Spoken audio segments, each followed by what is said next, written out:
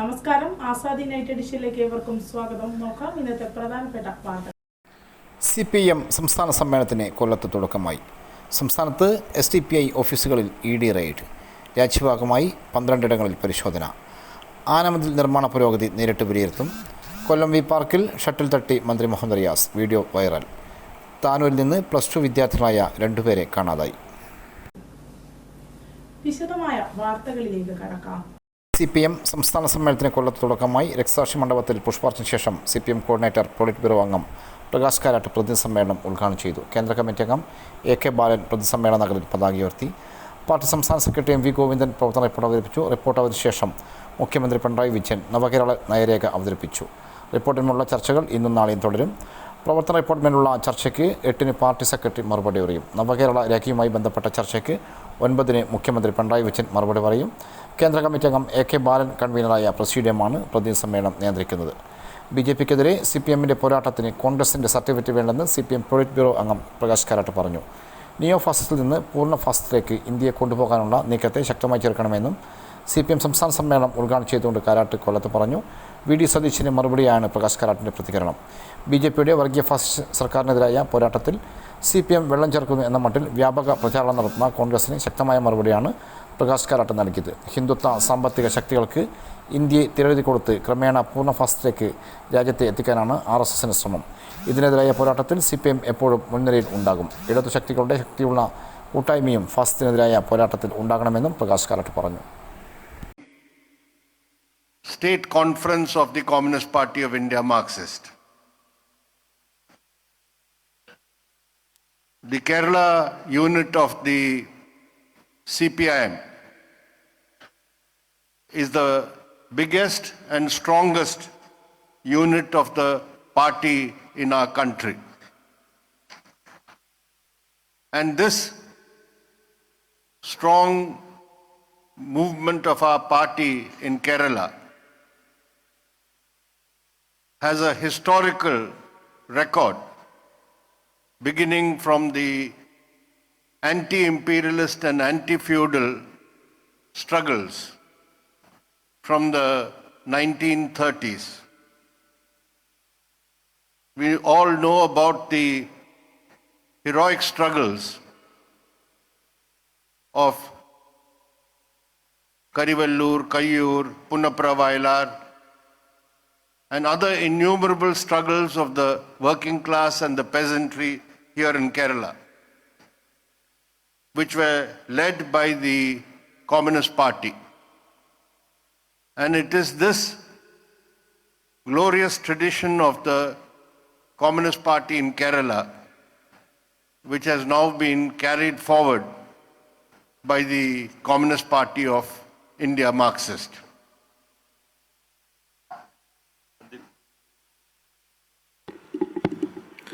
അധ്യക്ഷ സഖാവ് AK ബാലൻ, കേന്ദ്ര സംസ്ഥാന നേതാക്കന്മാർ, പ്രതിനിധി സഖാക്കളെ, ക്ഷണിക്കപ്പെട്ട അതിഥികളെ, സഖാക്കളെ, പാർട്ടിയുടെ കേരള സംസ്ഥാന സമ്മേളനം കൊല്ലത്ത് ഉദ്ഘാടനം ചെയ്യുന്നത് അത്യന്തം ആഹ്ലാദത്തോടെയും അഭിമാനത്തോടെയുമാണ്. കേരളത്തിലെ CPM ഘടകം ഇന്ത്യയിലെ ഏറ്റവും വലിയ ഘടകമാണ്, ഏറ്റവും ശക്തമായ ഘടകമാണ്. ശക്തമായ മുന്നേറ്റങ്ങളുടെ ചരിത്രപരമായ പശ്ചാത്തലത്തിലൂടെയാണ് കേരളത്തിലെ പാർട്ടി വളർന്നു വന്നിട്ടുള്ളത്. സാമ്രാജ്യത്വ വിരുദ്ധ, ജന്മിത്വ വിരുദ്ധ പോരാട്ടങ്ങളുടെ ഐതിഹാസികമായ പാരമ്പര്യം കേരളത്തിലെ പ്രസ്ഥാനത്തിനുണ്ട്. 1930കളിലെ മഹനീയമായ പോരാട്ടങ്ങൾ, കയ്യൂരും കരിവള്ളൂരും പുന്നപ്പുറയും ഉൾപ്പെടെ എണ്ണിയാലൊടുങ്ങാത്ത കർഷക തൊഴിലാളി പോരാട്ടങ്ങൾ, കമ്മ്യൂണിസ്റ്റ് പാർട്ടിയുടെ നേതൃത്വത്തിൽ നടന്ന ഐതിഹാസികമായ സമരങ്ങൾ, അതെല്ലാമാണ് കേരളത്തെ പാർട്ടിയെ ശക്തമായ രൂപത്തിലേക്ക് എത്തിച്ചത്. ആ മഹത്തായ പാരമ്പര്യം മുന്നോട്ട് കൊണ്ടുപോകാനാണ് ഇന്ന് communist party of India Marxist ശ്രമിക്കുന്നത്. Today, in the current political situation in our country, the Kerala unit of the CPIM is in the forefront in implementing the line of the party in the struggle against the Hindutva corporate regime, the struggle for democracy, the struggle to defend secularism and federalism in our country. And it is in Kerala that we have It is Kerala that has the distinction of having the only left-led government in India, the LDF government. And under the leadership of Comrade Pinarayi Vijayan, the Chief Minister, the LDF government has blazed a record in striving for implementing alternative policies as against the neoliberal and communal policies pursued by the central government.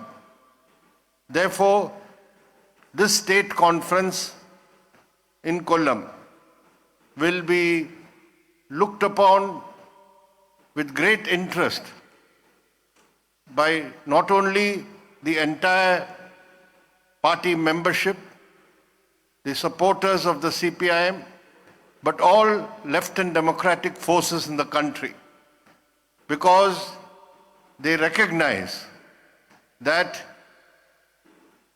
a strong Communist Party of India, Marxist in Kerala, the advance of the LDF government here are essential for the overall fight for democracy, secularism, and federalism in our country.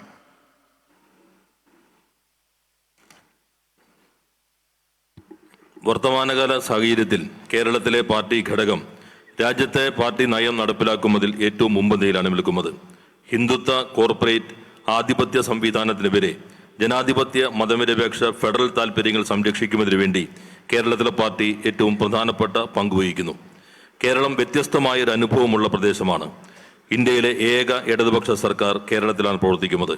സഖാവ് പിണറായി വിജയന്റെ മുഖ്യമന്ത്രിയായി നേതൃത്വം നൽകുന്ന സർക്കാർ ഈ രാജ്യത്തെ നവ ഉദാരവൽക്കരണ വർഗീയ നയങ്ങൾക്കെതിരെയുള്ള ബദൽ സമീപനമാണ് പ്രയോഗത്തിൽ വരുത്താൻ ശ്രമിച്ചുകൊണ്ടിരിക്കുന്നത്.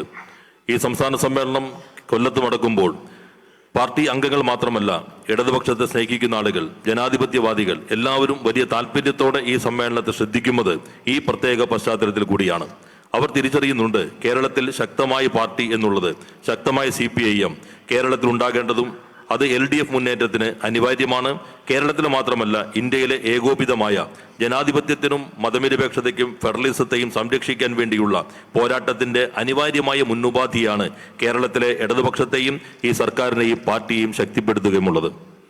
As you all know, the 24th Congress of our party is being held a few weeks away from now at Madurai, from the 2nd to the 6th of April. As it is the practice in our party, we have prepared a draft political resolution which has been circulated within the party, and it is being discussed at all levels of the party. And it is this political tactical line which will be taken up and adopted in the party congress, which will give us the future direction for our work and activities. Along with this draft political resolution, the party central committee has also prepared a political review report which is reviewing the work we have done in implementing the political tactical line from the previous Congress, the 23rd Congress, which was held in Kannur. So both these documents are now under discussion in the entire party, and we are confident that all these discussions will help us to arrive at a correct political tactical line for the coming days. നിങ്ങൾക്ക് എല്ലാവർക്കും അറിയാവുന്നതുപോലെ ചുരുങ്ങിയ ആഴ്ചകൾക്കുള്ളിൽ പാർട്ടിയുടെ 24ാം Congress April 2 മുതൽ 6 വരെ മധുരയിൽ വെച്ച് നടക്കുകയാണ്. പാർട്ടിയുടെ പ്രവർത്തന രീതി അറിയാവുന്നവർക്ക് വ്യക്തമാക്കുമെന്നതുപോലെ നമ്മുടെ പാർട്ടിയുടെ കരട് രാഷ്ട്രീയ പ്രമേയം ഇപ്പോൾ പാർട്ടിക്കകത്ത് ചർച്ച ചെയ്യുന്നതിന് വേണ്ടി വിതരണം ചെയ്തിരിക്കുകയാണ്. ഈ രാഷ്ട്രീയ അടവ് നയം ഈ ചർച്ചകളുടെ എല്ലാം തുടർച്ചയിൽ പാർട്ടി കോൺഗ്രസ് അന്തിമ രൂപം നൽകും. പാർട്ടിയുടെ പ്രവർത്തനത്തിന്റെയും പോരാട്ടത്തിന്റെയും രാഷ്ട്രീയത്തിന്റെയും ഭാവി ദിശയെ ഈ രാഷ്ട്രീയ അടവ് നയമായിരിക്കും നിർണ്ണയിക്കുന്നത്. അതോടൊപ്പം തന്നെ പാർട്ടി കേന്ദ്ര കമ്മിറ്റി ഈ രാഷ്ട്രീയ പ്രമേയത്തോടൊപ്പം തന്നെ രാഷ്ട്രീയ വിലയിരുത്തൽ റിപ്പോർട്ട് ഇത്തവണ ചർച്ച ചെയ്ത് പാർട്ടിയിലാകെ ചർച്ചയ്ക്ക് വേണ്ടി നൽകിയിട്ടുണ്ട്. കഴിഞ്ഞ പാർട്ടി കോൺഗ്രസ് 23-ാം പാർട്ടി കോൺഗ്രസ് കണ്ണൂർ ചേർന്നപ്പോൾ അംഗീകരിച്ച രാഷ്ട്രീയ അടവ് നയം അത് പ്രായോഗികമാക്കുന്നതിൻ്റെ അനുഭവങ്ങളാണ് ഈ രാഷ്ട്രീയ വിലയിരുത്തൽ റിപ്പോർട്ട് ചർച്ച ചെയ്യുന്നത്. ഈ രണ്ട് രേഖകളും പാർട്ടിയിലാകെ ചർച്ച ചെയ്യുമ്പോൾ ഞങ്ങൾക്ക് ആത്മവിശ്വാസമുണ്ട്, ശരിയായ രൂപത്തിൽ ഭാവിയിലെ രാഷ്ട്രീയ നയം ആവിഷ്കരിക്കുന്നതിന് അത് സഹായകരമായിരിക്കുമെന്നുള്ളത്. When we decided on the holding of the 24th Party Congress and the timetable in preparation for this Congress, Comrade Sitaram Yechuri was part of the decision making as the General Secretary of the party. But soon after, we faced an unprecedented situation. For the first time in the history of our party, a General Secretary, his demise led to an immediate loss and vacuum which we had to fill. His death was an irreparable loss for the party. But since our party has a strong collective form of functioning, the Politburo and the Central Committee worked unitedly to prepare for this party congress. The two documents which I mentioned were discussed both in the Politburo and Central Committee and adopted. And we have successfully held all the state conferences in the country, the Kerala conference being the last. Therefore, on this occasion, we remember with gratitude the contribution made by Comrade Sitaram Yechuri. At the same time, we suffered another loss in Kerala with the death of Comrade Kodiyeri Balakrishnan, who was also the secretary of our state committee and a member of the Politburo, who was elected in the last state conference and then the party congress. And we have had to overcome these losses and continue to do our work to strengthen the party and advance it. 24-ാം party Congress നിശ്ചയിച്ച് അതിൻ്റെ തയ്യാറെടുപ്പുകൾ നടത്തിക്കൊണ്ടിരിക്കുന്ന ഘട്ടത്തിലാണ് ആ പ്രവർത്തനങ്ങൾക്ക് ആകെ നേതൃത്വം നൽകിക്കൊണ്ടിരുന്ന പാർട്ടിയുടെ ജനറൽ സെക്രട്ടറി സീതാറാം യെച്ചൂരി വിടവാങ്ങിയത്. അതൊരു അസാധാരണമായ സാഹചര്യമായിരുന്നു. പാർട്ടിയുടെ ചരിത്രത്തിൽ അനുഭവത്തിൽ ആദ്യമായിട്ടാണ് പാർട്ടി സമ്മേളനത്തിൽ ഈ ഘട്ടത്തിൽ പാർട്ടി ജനറൽ സെക്രട്ടറി വിടവാങ്ങുന്നത്. അത് സൃഷ്ടിച്ച ശൂന്യത, നഷ്ടം നികത്താനാകാത്തതാണ്. ഈ അപരിഹാരമായ നഷ്ടത്തെ പാർട്ടി നേരിട്ടത് കൂട്ടായ പ്രവർത്തനത്തിലൂടെയാണ്. പാർട്ടി PB-യുടെയും CC-യുടെയും ശക്തമായ കൂട്ടായ പ്രവർത്തനത്തിന്റെ ഭാഗമായി പാർട്ടി കോൺഗ്രസിന്റെ ഭാഗമായിട്ടുള്ള രണ്ട് രേഖകളും ചർച്ച ചെയ്ത് അംഗീകരിക്കാൻ കഴിഞ്ഞു. പാർട്ടിയുടെ എല്ലാ സംസ്ഥാന സമ്മേളനങ്ങളും ഇപ്പോൾ കേരളത്തിൽ അവസാനത്തെ സമ്മേളനമാണ് നടന്നുകൊണ്ടിരിക്കുന്നു. മറ്റെല്ലാ സംസ്ഥാന സമ്മേളനങ്ങളും വിജയകരമായി പൂർത്തീകരിക്കാൻ കഴിഞ്ഞു. ഈ ഘട്ടത്തിൽ ഞാൻ സീതാറാം യെച്ചൂരിയുടെ ആ ഉജ്ജ്വലമായ സ്മരണകളെ, ഉജ്ജ്വലമായി സംഭാവനകളെ പ്രത്യേകം സ്മരിക്കുന്നു. പാർട്ടിയുടെ പ്രവർത്തനത്തിൽ നമ്മുടെ സീതാറാം നൽകിയുള്ള സംഭാവനകൾ നിസ്തുലമാണ്. അതേപോലെ തന്നെയാണ് കേരളത്തിലും കോടിയേരി ബാലകൃഷ്ണനെ നമുക്ക് നഷ്ടപ്പെട്ടു. കഴിഞ്ഞ സമ്മേളനം കോടിയേരിയെ സെക്രട്ടറിയെ തിരഞ്ഞെടുത്തു. കഴിഞ്ഞ പാർട്ടി കോൺഗ്രസ് അദ്ദേഹം PB-യിലേക്കും തിരഞ്ഞെടുക്കപ്പെട്ടിരുന്നു. അപ്പം പാർട്ടി സംസ്ഥാന സെക്രട്ടറി PB അംഗവുമായ കോടിയേരിയുടെ വിടവാങ്ങലും നമുക്ക് വലിയ നഷ്ടമാണ് സൃഷ്ടിച്ചിട്ടുള്ളത്. എന്നാൽ അതിനെയെല്ലാം മറികടക്കുന്നത് കൂട്ടായ പ്രവർത്തനത്തിലൂടെ ശക്തിയായ മുന്നേറ്റത്തിന് ആവശ്യമായ രൂപത്തിൽ പാർട്ടിയെ നമ്മൾ ഒന്നിച്ച് മുന്നോട്ട് കൊണ്ടുപോവുകയാണ്. When you are going to discuss in the state conference in the coming days the work we have done in Kerala, the political and organizational work, and set out our future direction, you have to keep in mind what is happening both at the international and national level today. I would like to briefly set out to you the main features of the international situation which have an important bearing on our own country. We have seen in the last 6 weeks very tumultuous events, major events since Donald Trump took over the presidency of the United States of America on the 20th of January. The draft political resolution anticipates some of these tumultuous developments. What is happening with the new approach and policies being adopted by Donald Trump is something which will take some more time to properly evaluate. But some things have become clear in the short period of 6 weeks. Donald Trump is seeking to reorient and restructure the American economy, society, and American intervention internationally to ensure that America remains the dominant imperialist power in the country, in the world. For this, he has put forth slogans like "Make America Great Again," "America First." That is what he will pursue as far as his domestic policies and international policies are concerned. Why this is happening is something which we must understand. That the fact that he says "Make America Great Again" is a recognition that America is not anymore the superpower in a unipolar world. America's power in the world is declining, and it is also meeting the challenge of a rising People's Republic of China, which is now able to match America economically, technologically, and militarily. It is growing, it is the growing power which is now threatening American supremacy.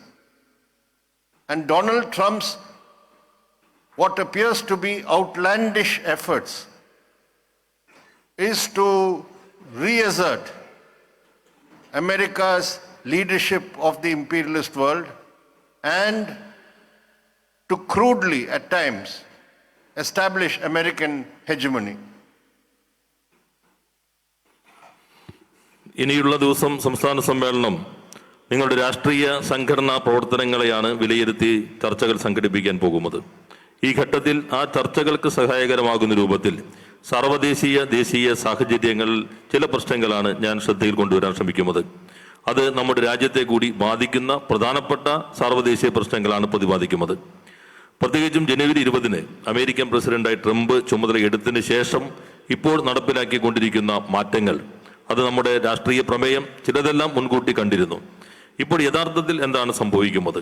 രാഷ്ട്രീയ സാമ്പത്തിക മേഖലയ്ക്കകത്ത് നയങ്ങളിൽ കുറച്ച് സമയം കൊണ്ട് തന്നെ വലിയ തോതിലുള്ള ഒരു പുനഃസംഘടനയാണ് ഇപ്പോൾ ട്രംപ് നടത്തിക്കൊണ്ടിരിക്കുന്നത്.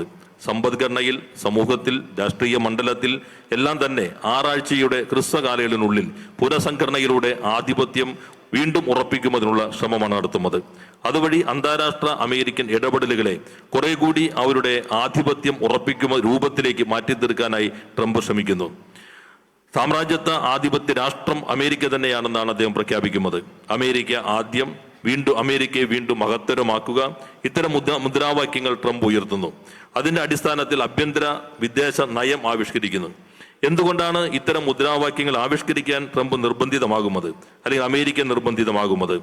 അമേരിക്ക വീണ്ടും മഹത്തരമാക്കണം എന്ന് ട്രംപ് പറയുമ്പോൾ യഥാർത്ഥത്തിൽ ഇന്ന് അമേരിക്കയ്ക്ക് പഴയ ആധിപത്യമില്ല എന്ന് തുറന്നു സമ്മതിക്കുകയാണ് ചെയ്യുന്നത്. ഏകലോകത്തിന്റെ ആധിപത്യമുള്ള രാജ്യം എന്ന നിലയിൽ നിന്ന് അമേരിക്ക ദുർബലപ്പെട്ടിരിക്കുന്നു. പുതിയ വെല്ലുവിളികളെ അമേരിക്ക അഭിമുഖീകരിക്കുന്നു.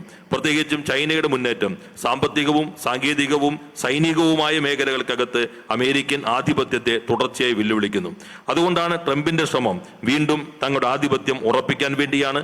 സാമ്രാജ്യത്വ ആധിപത്യം അമേരിക്കയിലൂടെ ഉറപ്പിക്കുക എന്ന ദൗത്യമാണ് Trump ഏറ്റെടുത്തിട്ടുള്ളത്. Trump reminds us of the 19th century imperialists who wanted to annex more and more territory, capture more and more colonies to strengthen their system. In a short span of time, Trump has laid claim to Greenland, which is part of Denmark. He has openly said he would like to have Canada as the 51st state of the United States.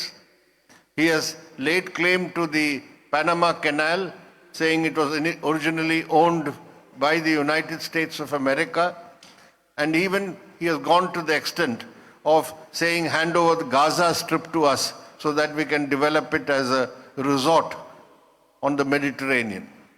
So this is the crude attempt of Trump to expand the territorial sovereignty of the United States of America, transgressing and violating the sovereignty of other countries. So that is something which has not been seen for more than a century, and this is what is making entire world taken aback and looking at it with shock and awe. യഥാർത്ഥത്തിൽ Trump ചെയ്യുന്നത് 19-ാം നൂറ്റാണ്ടിലെ പ്രാകൃത സാമ്രാജ്യത്വത്തിന്റെ രീതികളാണ്. അത് കൂടുതൽ അതിരുകൾ വിപുലപ്പെടുത്താൻ, രാഷ്ട്രത്തിന്റെ അതിരുകൾ വിപുലപ്പെടുത്താൻ, കോളനികൾ സ്ഥാപിക്കാൻ ആ ഒരു ശ്രമമാണ് ട്രംപ് ഇപ്പോൾ ആവർത്തിക്കുന്നത്. അതുകൊണ്ടാണ് ഡെൻമാർക്കിന്റെ ഭാഗം തങ്ങളുടേതാണ് എന്ന് പ്രഖ്യാപിക്കുന്നത്. കാനഡയെ അമേരിക്കയുടെ 55ാമത്തെ സംസ്ഥാനമാക്കി മാറ്റുമെന്നുള്ള പ്രഖ്യാപനം. USA-യുടെ അമേരിക്കയുടെ സ്വന്തമാണ് പനാമ കനാൽ, അത് ഞങ്ങൾക്ക് വീണ്ടും ആവശ്യമുണ്ട് എന്ന അദ്ദേഹത്തിന്റെ പ്രഖ്യാപനം. അതോടൊപ്പം തന്നെ ഗാസ മുനമ്പ് ഞങ്ങൾക്ക് വിട്ടുവന്നത് റിസോർട്ടാക്കി മാറ്റുമെന്നുള്ള പ്രഖ്യാപനങ്ങളെല്ലാം തന്നെ ഈ പ്രാകൃത കാലഘട്ടത്തിന്റെ ആധിപത്യ ശ്രമങ്ങളുടെ തനിയാവർത്തനമാണ്. മേഖല ആധിപത്യത്തിന് വേണ്ടി അമേരിക്ക ശ്രമിക്കുന്നു. ഇത് മറ്റ് രാജ്യങ്ങളുടെ പരമാധികാരം കവർന്നെടുക്കുകയും എല്ലാ മേഖലകൾക്കകത്തും അസ്വസ്ഥത സൃഷ്ടിക്കുകയും ചെയ്യുന്നു. This Trump presidency is going to aggravate all the major social contradictions in the world today. One is the inter-imperialist contradictions.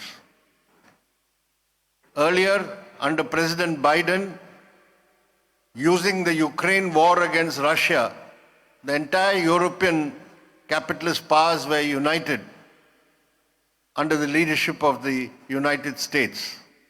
The G7, all the 7 powerful capitalist countries, were completely united, both against Russia and China.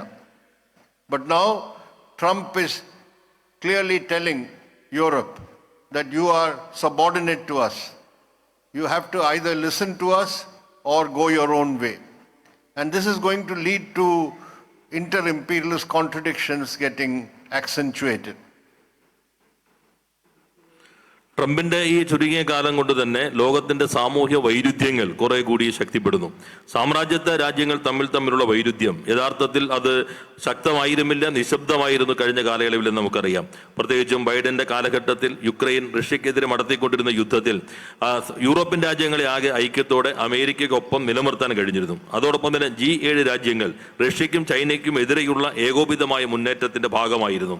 അപ്പോൾ യഥാർത്ഥത്തിൽ അത്തരമൊരു സാമ്രാജ്യത്വ രാജ്യങ്ങൾ തമ്മിലുള്ള ഐക്യം ബൈഡന്റെ കാലഘട്ടത്തിൽ നടന്നിരുന്നുവെങ്കിൽ Trump ഈ ചുരുങ്ങിയ സമയം കൊണ്ട് തന്നെ യൂറോപ്പ് ഞങ്ങൾക്ക് വിധേയമായി നിൽക്കണം, ഞങ്ങളുടെ തുല്യതകളിൽ നിന്ന് മാറി വിധേയമാക്കി നിൽക്കണം എന്ന കാഴ്ചപ്പാടോടെ എത്തുന്നു. സാമ്രാജ്യത്വ രാജ്യങ്ങൾ തമ്മിലുള്ള വൈരുദ്ധ്യത്തെ ശക്തിപ്പെടുത്തുന്ന സാഹചര്യം രൂപപ്പെട്ടിരിക്കുന്നു. If this is the harsh attitude of Trump to their closest allies in Europe, you can imagine how he is going to deal with the countries, developing countries, the countries of the global south. He is going to treat them with complete contempt, as he has started doing with South Africa. He has gone to the extent of saying that the white minority in South Africa, they are being oppressed by the government of South Africa, and he's welcomed all these white people to come to America. So the contradiction between imperialism and the third world, the developing countries, is also going to increase in the coming days. യൂറോപ്പിനോട് ഈ രൂപത്തിലുള്ള കാടൻ സമീപനമാണ് Trump സ്വീകരിക്കുന്നതെങ്കിൽ മറ്റ് വികസിതമായി കൊണ്ടിരിക്കുന്ന രാജ്യങ്ങളോട്, പ്രത്യേകിച്ചും ലോകത്തിന്റെ തെക്കൻ രാജ്യങ്ങളോട് എങ്ങനെയായിരിക്കും America സ്വീകരിക്കുക എന്ന് പ്രത്യേകം പരാമർശിക്കേണ്ടതില്ല. ഇപ്പൊ നോക്കൂ, സൗത്ത് ആഫ്രിക്കൻ ഗവൺമെന്റിനെതിരെ ട്രംപിന്റെ പ്രഖ്യാപനം. അവിടുത്തെ ഗവൺമെന്റ് വെള്ളക്കാരായ ന്യൂനപക്ഷത്തെ അടിച്ചമർത്തിക്കൊണ്ടിരിക്കുകയാണ്. അതുകൊണ്ട് അവരെല്ലാം അമേരിക്കയിലേക്ക് ട്രംപ് ക്ഷണിക്കുകയാണ് ചെയ്തിട്ടുള്ളത്. അപ്പൊ സാമ്രാജ്യത്വവും വികസിതമായ രാജ്യങ്ങളും അല്ലെങ്കിൽ വികസിത രാജ്യങ്ങളും, കുറെ കൂടി വ്യക്തമായി പറഞ്ഞാൽ സാമ്രാജ്യത്വവും മൂന്നാം ലോക രാജ്യങ്ങളും തമ്മിലുള്ള വൈരുദ്ധ്യവും ശക്തിപ്പെട്ടുകൊണ്ടിരിക്കുന്നു. Trump, in this short period of 6 weeks in America, has launched a big attack on the workers and employees, particularly of the federal government. He is sacking thousands of employees and workers. He doesn't want to have big government departments under the center. He wants to downsize all of them. And in the coming days, we can expect a big attack on the working class and trade unions in America. And with the rise of the far right in Europe, you will see similar attacks on the working class. So in the coming days, we can also expect an intensification of the contradiction between labor and capital. ട്രംപിന്റെ ഹ്രസ്വമായ 6 ആഴ്ചയ്ക്കുള്ളിൽ തന്നെ തൊഴിലാളികൾക്കും ജീവനക്കാർക്കും എതിരെയുള്ള വലിയ ആക്രമണമാണ് നടന്നിട്ടുള്ളത്. പ്രത്യേകിച്ചും ഫെഡറൽ സർക്കാരിന് കീഴിലുള്ള ആയിരക്കണക്കിന് ജീവനക്കാരെ പിരിച്ചുവിട്ടിരിക്കുന്നു. വലിയ വകുപ്പുകൾ വേണ്ട എന്ന സമീപനമാണ് അദ്ദേഹം സ്വീകരിച്ചിട്ടുള്ളത്. ഇനിയുള്ള നാളുകളിൽ തൊഴിലാളികൾക്കും ട്രേഡ് യൂണിയനുകൾക്കും നേരെ വലിയ ആക്രമണം ഉണ്ടാകാനാണ് ഇടയാ. അതേപോലെ തന്നെ തീവ്ര വലതുപക്ഷം അധികാരത്തിലിരിക്കുന്ന യൂറോപ്യൻ രാജ്യങ്ങളിലും ഇതേ സമീപനമാണ് സ്വീകരിക്കുന്നത്. അത് സൂചിപ്പിക്കുന്നത് വരാനിരിക്കുന്ന നാളുകളിൽ മൂലധനവും അധ്വാനവും തമ്മിലുള്ള വൈരുദ്ധ്യവും കൂടുതൽ ശക്തിപ്പെടാൻ പോകുന്നു. And most importantly for us, the central contradiction between imperialism and socialism that already we had noted in our last party congress, that conflict is growing, manifested in the conflict between the United States of America on the one side and the People's Republic of China on the other. And more imperialism and all its allies are concentrating on how to contain China, how to curb China, how to isolate China. This has been the main strategy of America and the imperialism in the last few years. And with Trump already, that conflict will accentuate, as you have seen. Just in the last few days, he has imposed 20% tariffs on all Chinese goods imported into the United States of America. He has done it in 2 installments, first 10%, now an additional 10% day before yesterday. So there will be growing trade war between US and China, between US and Europe, between US and Canada and Mexico. So all told, as I said, the world is in for a period of great turmoil. മുഖ്യ വൈരുദ്ധ്യങ്ങളിൽ കേന്ദ്ര വൈരുദ്ധ്യമായി നാം കാണുന്നത് സാമ്രാജ്യത്വവും സോഷ്യലിസവും തമ്മിലുള്ള വൈരുദ്ധ്യമാണ്. ഈ വൈരുദ്ധ്യം കൂടുതൽ ശക്തിപ്പെടുന്നു എന്നാണ് കഴിഞ്ഞ പാർട്ടി കോൺഗ്രസ് വിലയിരുത്തിയത്. അത് കുറെ കൂടി തീവ്രമായി കൊണ്ടിരിക്കുന്നു. ഒരു വശത്ത് അമേരിക്കയെ അതിൻ്റെ സഖ്യശക്തികളും മറുവശത്ത് ജനകീയ ജനാധിപത്യ ചൈന എന്ന രൂപത്തിൽ ഇതിൻ്റെ പ്രതിഫലനം നമുക്ക് കാണാൻ കഴിയും. അമേരിക്കയും സാമ്രാജ്യത്വവും സഖ്യശക്തികളും ചൈനയെ വളയുക, ചൈനയെ ദുർബലപ്പെടുത്തുക, ചൈനയെ ഒറ്റപ്പെടുത്തുക എന്ന പ്രധാന രാഷ്ട്രീയ തന്ത്രത്തെ അടിസ്ഥാനപ്പെടുത്തിക്കൊണ്ടാണ് സാർവദേശീയ രാഷ്ട്രീയത്തെ കൈകാര്യം ചെയ്യുന്നത്. ഈ പ്രവർത്തന രീതിയെ, ഈ തന്ത്രത്തെ ട്രംപ് കുറെ കൂടി ശക്തമാക്കുന്നു, തീവ്രമാക്കുന്നു. അതാണിപ്പോൾ ചൈനീസ് ഉൽപ്പന്നങ്ങൾക്ക് അമേരിക്കയിലേക്കുള്ള ഇറക്കുമതിയിൽ 20% ചുങ്കം, 10% ആദ്യം ഏർപ്പെടുത്തി, മിനിഞ്ഞാന്ന് വീണ്ടും 10% ഏർപ്പെടുത്തി ആ ചുങ്കം ഏർപ്പെടുത്തുന്നു. ഈ സമീപനം പൊതുവെ വ്യാപാര യുദ്ധങ്ങളിലേക്ക് ലോകത്തെ നയിക്കും. അമേരിക്കയും ചൈനയും തമ്മിലുള്ള വ്യാപാര യുദ്ധം, അമേരിക്കയും യൂറോപ്പും തമ്മിലുള്ള വ്യാപാര യുദ്ധം, അമേരിക്കയും കാനഡയും തമ്മിലും അമേരിക്കയും മറ്റ് രാജ്യങ്ങളും തമ്മിലുള്ള വ്യാപാര യുദ്ധങ്ങൾ ശക്തിപ്പെടാൻ പോകുന്നു. So it is a fact that the recent years have seen the growth of the far right forces around the world. The extreme right has made gains, particularly in Europe. And that has come out of the crisis of neoliberalism, the path of neoliberalism which was followed by all these countries in Europe and other advanced capitalist countries. But at the same time, while the far right has grown, and whether it is Trump or the European right leaders, some of whom have come to power, represent this far right, it is also a fact that as against the far right, in different parts of the world, particularly in Latin America, the left forces have held on. In many cases, they have made a comeback after being defeated in elections earlier, such as Brazil, such as Chile, such as Colombia, Uruguay, Mexico.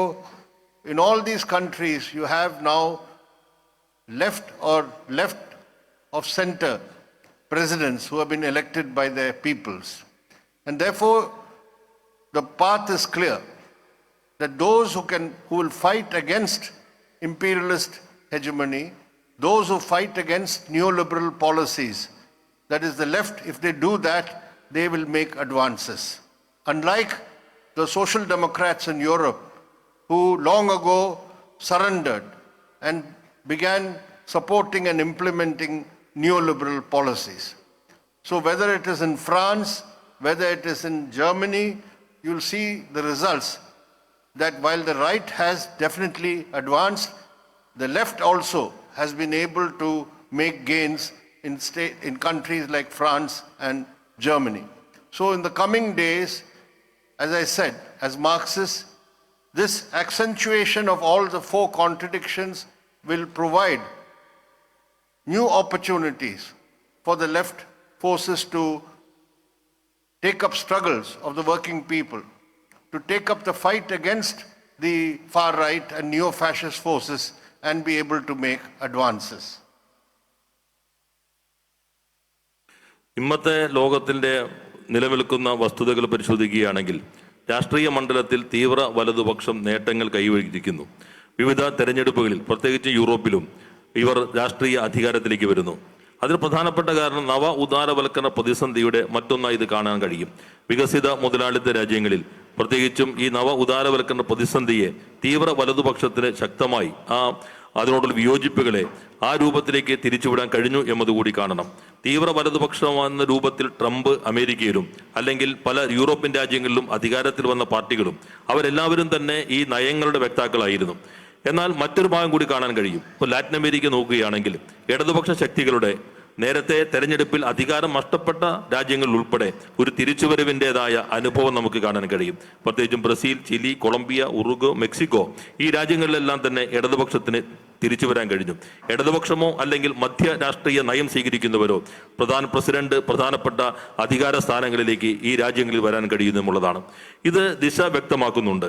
എവിടെയൊക്കെയാണോ സാമ്രാജ്യത്വ ആധിപത്യത്തെയും നവ ഉദാരവൽക്കരണ നയത്തെയും എതിർക്കുന്നതിനും അതിനെതിരോട് പ്രതിരോധം ശരിയായ രൂപത്തിൽ സംഘടിപ്പിക്കുന്നതിനും ഇടതുപക്ഷ ശക്തികൾക്ക് കഴിയുന്നത് അവിടെയെല്ലാം രാഷ്ട്രീയമായ തിരിച്ചുവരവിൻ്റെയും മുന്നേറ്റത്തിൻ്റെയും വഴി തുറന്നിടുകയാണ് ചെയ്യുന്നത്. എന്നാൽ യൂറോപ്യൻ രാജ്യങ്ങൾ കണ്ടതുപോലെ എവിടെയൊക്കെയാണോ നവ ഉദാരവൽക്കരണ നയങ്ങളെ പിന്താങ്ങുകയും അവരുടെ നടത്തിപ്പുകാരുമായി സോഷ്യൽ ഡെമോക്രാറ്റുകളെ പോലെ മാറുകയും ചെയ്തിട്ടുള്ളത് അവിടെയെല്ലാം തന്നെ നമ്മൾ ദുർബലമാവുകയും ചെയ്യുന്നു. ആ ശക്തികൾ ദുർബലമാകുന്നു. ഇടതുപക്ഷത്തിന്റെ മുന്നേറ്റത്തിന് സാധ്യതകൾ ശരിയായ പ്രതിരോധം സൃഷ്ടിക്കുന്ന ഫ്രാൻസ്, ജർമ്മനി പോലുള്ള രാജ്യങ്ങളിലും തുറന്നു കാണാൻ കഴിയും. ഇത് കാണിക്കുന്ന പാഠം എന്താണ്? ഈ നിലനിൽക്കുന്ന സാഹചര്യത്തിൽ ശക്തിപ്പെടുന്ന വൈരുദ്ധ്യങ്ങളെ ഒരു മാർക്സിസ്റ്റ് എന്ന നിലയിൽ വിലയിരുത്തുമ്പോൾ നമുക്ക് മനസ്സിലാക്കാൻ കഴിയുന്നത് ഈ വൈരുദ്ധ്യങ്ങൾ പുതിയ സാധ്യതകളെ തുറന്നിടുന്നു എന്നുള്ളതാണ്.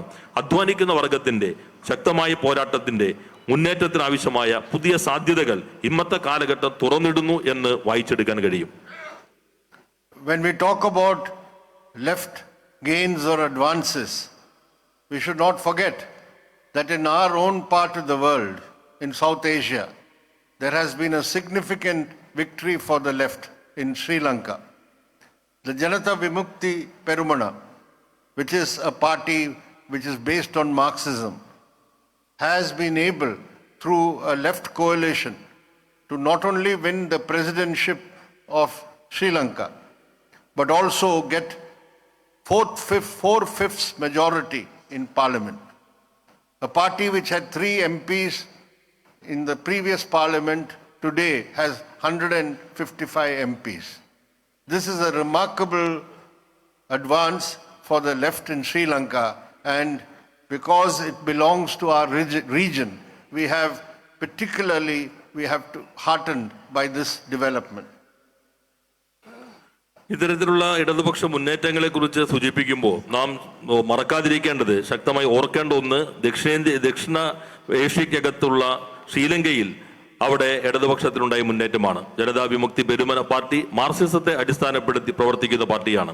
ആ പാർട്ടിയുടെ നേതൃത്വത്തിലുള്ള ഇടതുപക്ഷ സഖ്യം അധികാരത്തിലേക്ക് വരാൻ കഴിഞ്ഞു എന്നുള്ളതാണ്. പ്രസിഡന്റ് തെരഞ്ഞെടുപ്പിൽ വിജയിച്ചു എന്നുള്ളത് മാത്രമല്ല, പാർലമെന്റിൽ 4 ഭാഗം സീറ്റ് മേടിക്കൊണ്ട് ചരിത്ര വിജയമാണ് അവിടെ ആ പാർട്ടിക്ക് നേടാൻ കഴിഞ്ഞത്. നേരത്തെ 3 പാർലമെന്റ് അംഗങ്ങൾ മാത്രം ഉണ്ടായിരുന്ന സ്ഥാനത്തും ഇന്ന് 155 പാർലമെന്റ് അംഗങ്ങളിലേക്ക് വളരാൻ കഴിഞ്ഞു എന്നതുള്ളത് ചരിത്രപരവും ശ്രദ്ധേയവുമായ മുന്നേറ്റമാണ്. നമ്മുടെ മേഖലയ്ക്കകത്താണ് എന്നതുകൊണ്ട് കുറെ കൂടി നമുക്ക് ആവേശം നൽകുന്ന അനുഭവമാണ്.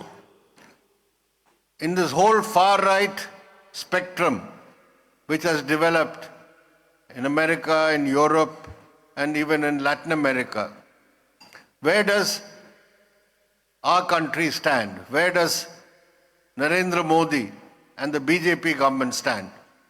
It is very much part of this far right spectrum.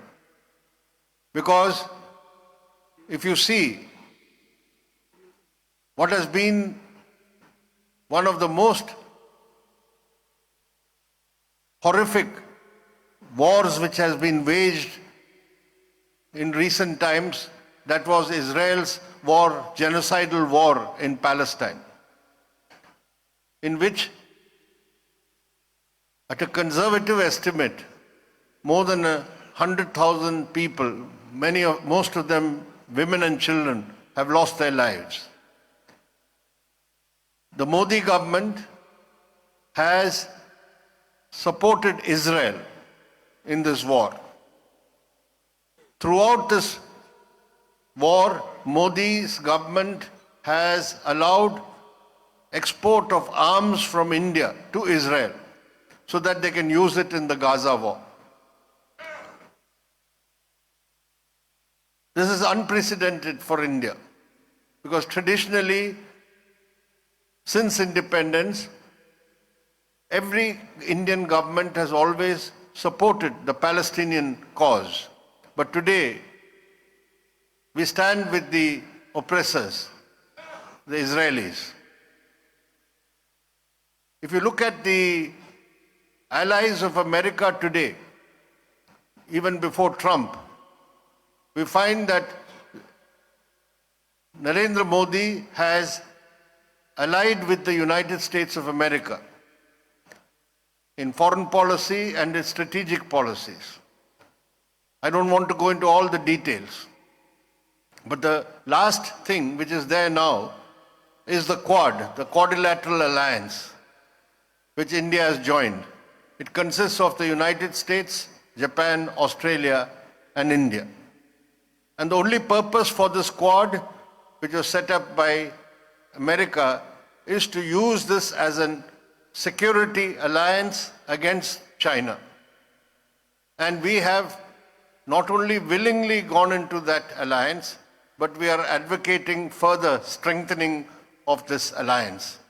And that is one of the purposes of Narendra Modi's visit to Washington to see Trump, to say that please continue with the Quad, and we are going to hold the Quad summit in India later this year, and please come to attend this summit. Donald Trump should come and attend this summit.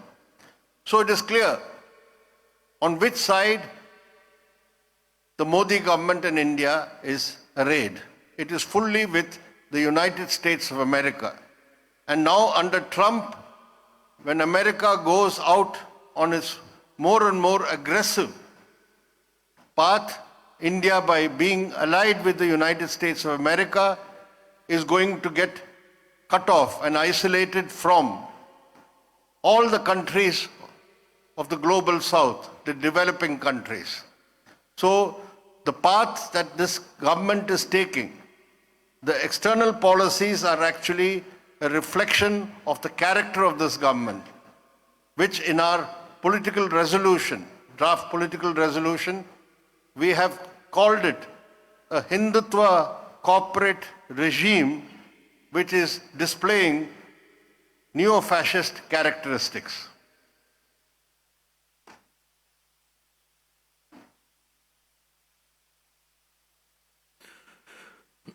അമേരിക്കയിലും യൂറോപ്പിലും Latin American മേഖലയിലെ ചില പ്രദേശങ്ങളിലും ശക്തിപ്പെടുന്ന തീവ്ര വലതുപക്ഷ രാഷ്ട്രീയ ആധിപത്യത്തിന്റെ ഈ ഘട്ടത്തിൽ എവിടെയാണ് ഇന്ത്യ നിൽക്കുന്നത്? നരേന്ദ്രമോദി നയിക്കുന്ന സർക്കാർ, BJP സർക്കാർ ഈ തീവ്ര വലതുപക്ഷ സംവിധാനത്തിന്റെ അവിഭാജ്യ ഭാഗമായി മാറിക്കൊണ്ടിരിക്കുന്നു. നാം നോക്കുമ്പോൾ അടുത്ത കാലത്ത് നടന്ന ഏറ്റവും തീവ്രമായ വംശഹത്യയുടെ അനുഭവമാണ് ഇസ്രയേലിന്റെ പാലസ്തീൻ കടന്നാക്രമണത്തിലുള്ളത്. 1 ലക്ഷത്തിലധികം ആളുകളാണ് ഏറ്റവും ചുരുങ്ങിയ കണക്കിൽ പോലും അവിടെ കൊല്ലപ്പെട്ടിട്ടുള്ളത്. ഈ ഘട്ടത്തിൽ മോഡി പൂർണ്ണമായും ഇസ്രായേലിനെ പിന്തുണച്ചു. യഥാർത്ഥത്തിൽ പിന്തുണയ്ക്കുക മാത്രമല്ല, ഇസ്രായേലിലേക്ക് ഗാസയിൽ ഉപയോഗിക്കാൻ ആവശ്യമായിട്ടുള്ള ആയുധങ്ങളുടെ കയറ്റുമതിക്കും ഇന്ത്യ തയ്യാറായി.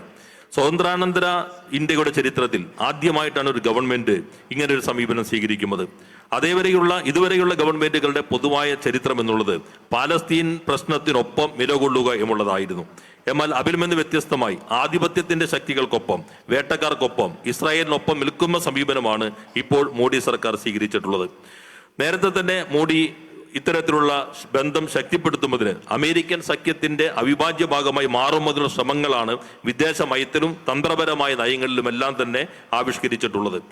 നോക്കുകയാണെങ്കിൽ കോഡ് സഖ്യം, അതിനകത്ത് അമേരിക്കയും ജപ്പാനും ഓസ്ട്രേലിയയും ഇന്ത്യയും ചേരുന്ന സഖ്യമാണ്.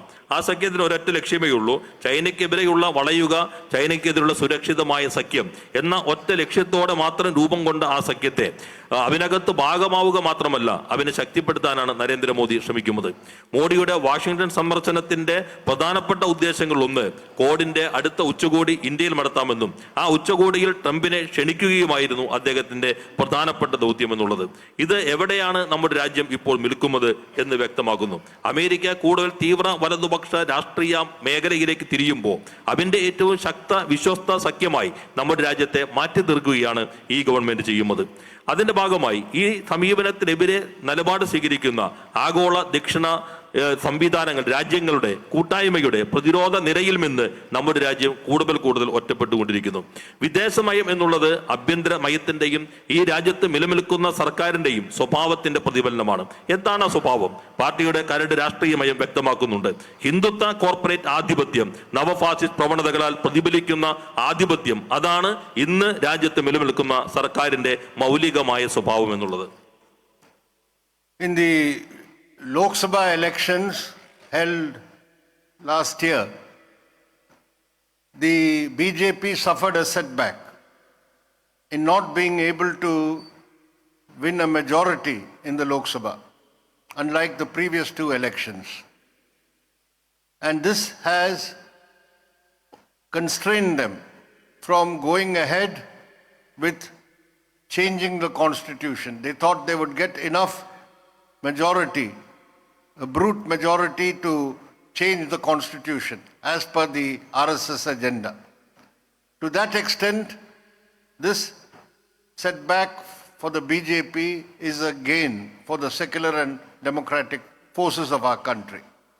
And is because most of the secular opposition parties were able to come together to a large extent, if not all over the country, but to the extent there was a united fight, it was able to contain the BJP.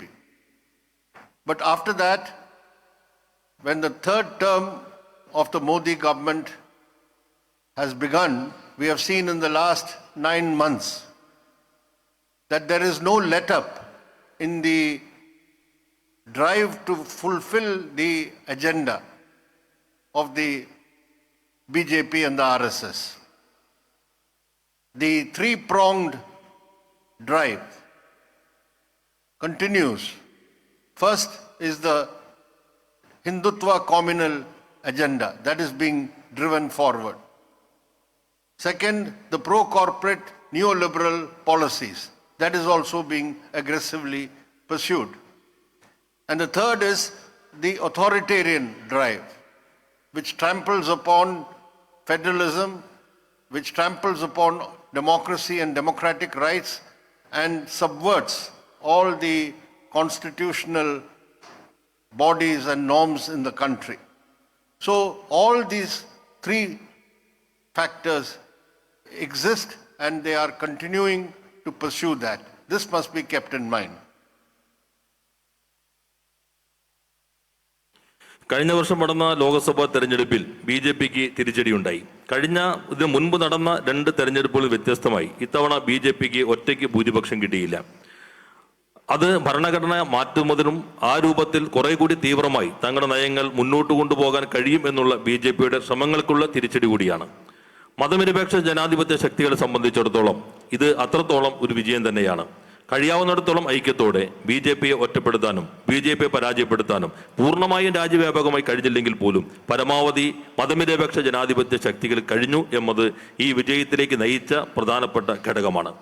3-ാം ഊഴം നരേന്ദ്രമോദിയുടെ 9 മാസം പിന്നിടുകയാണ്. ഈ 3-ാം ഊഴത്തിലും ഈ ജനവിധിക്ക് അനുസൃതമായിട്ടുള്ള മാറ്റങ്ങളൊന്നും ആ സർക്കാരിൽ നിന്ന് വരുമില്ല. പകരം BJP RSS അജണ്ട കുറെ കൂടി തീവ്രമായി നടപ്പിലാക്കാനാണ് ശ്രമിക്കുന്നത്. BJP ഗവൺമെന്റ് ത്രിമുഖ ദൗത്യമാണുള്ളത്. 1. ഹിന്ദുത്വ വർഗീയ ആക്രമണോത്സുക നയങ്ങൾ ശക്തിപ്പെടുത്തുക. 2. നവ ഉദാരവൽക്കരണ കോർപ്പറേറ്റ് അനുകൂലമായ നയങ്ങൾ ശക്തമായി മുന്നോട്ട് കൊണ്ടുപോവുക. 3. അമിതാധികാര പ്രവണതകൾ, അത് ഫെഡറലിസത്തിനെതിരെ ജനാധിപത്യത്തിനും ജനാധിപത്യ അവകാശങ്ങൾക്ക് നേരെയുള്ള കടന്നാക്രമണം അത് ശക്തിപ്പെടുത്തുക. ഭരണഘടനാ സ്ഥാപനങ്ങളെയും ഭരണഘടനാ തത്വങ്ങളെയും ദുർബലപ്പെടുത്തുക.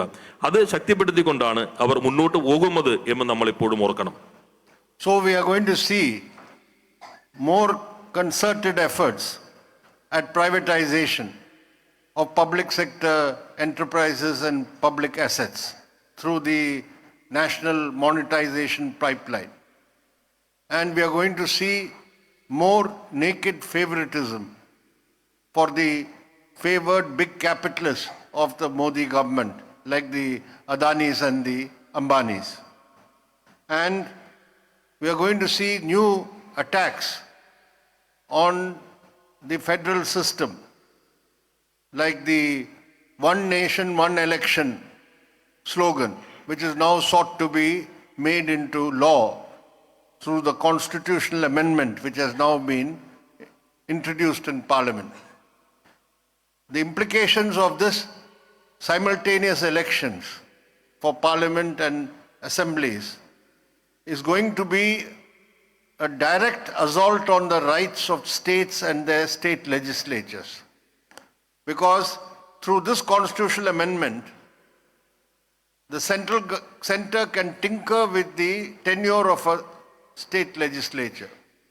Now it is fixed as 5 years, they can reduce it to 3 years, saying that it has to be brought in line with the Lok Sabha election, and various other ways by which the rights of an elected state legislature is going to be truncated. So such new threats are also in the offing. ഈ ഘട്ടത്തിൽ തന്നെ സ്വകാര്യവൽക്കരണ നയങ്ങൾ ശക്തിപ്പെടുത്തുന്നു. പൊതു ആസ്തിയുടെയും പൊതുമേഖലാ സ്ഥാപനങ്ങളുടെയും സ്വകാര്യവൽക്കരണമാണ് ഒരു പ്രത്യേക പദ്ധതി വഴി, പൈപ്പ് ലൈൻ പദ്ധതി വഴി നേരത്തെ പ്രഖ്യാപിക്കപ്പെട്ടതാണ്. ആ പദ്ധതി വഴി ഇപ്പോൾ നടപ്പിലാക്കുന്നത്. അതോടൊപ്പം തന്നെ കോർപ്പറേറ്റുകളുള്ള നഗ്നമായ പക്ഷപാതിത്വം, പ്രത്യേകിച്ചും അംബാനി അദാനി ഗ്രൂപ്പുകളുള്ള നഗ്നമായ പക്ഷപാതിത്വം ഈ സർക്കാരിൽ പ്രതിഫലിക്കുന്നുണ്ട്. മറുവശത്ത് ഫെഡറൽ സംവിധാനത്തിന് മേലെയുള്ള ആക്രമണം ശക്തിപ്പെടുന്നു. അതിൻ്റെ ഏറ്റവും ഒടുവിലത്തെ ഉദാഹരണമാണ് ഒരു രാജ്യം ഒരു തെരഞ്ഞെടുപ്പ് എന്നുള്ള പുതിയ ഭരണഘടനാ ഭേദഗതി. അതിപ്പോൾ പാർലമെന്റിൽ അവതരിപ്പിക്കപ്പെട്ട് കഴിഞ്ഞു. അതിൻ്റെ പ്രത്യാഘാതം ഏറെ വ്യാപകമായി വരുന്നതാണ്. യഥാർത്ഥത്തിൽ സംസ്ഥാനങ്ങളുടെയും സംസ്ഥാന നിയമസഭകളുടെയും അവകാശങ്ങൾക്ക് നേരെയുള്ള നേരിട്ടുള്ള ആക്രമണമാണ് ഈ ഭരണഘടനാ ഭേദഗതി വഴി യൂണിയൻ ഗവൺമെന്റ് ചെയ്യുന്നത്.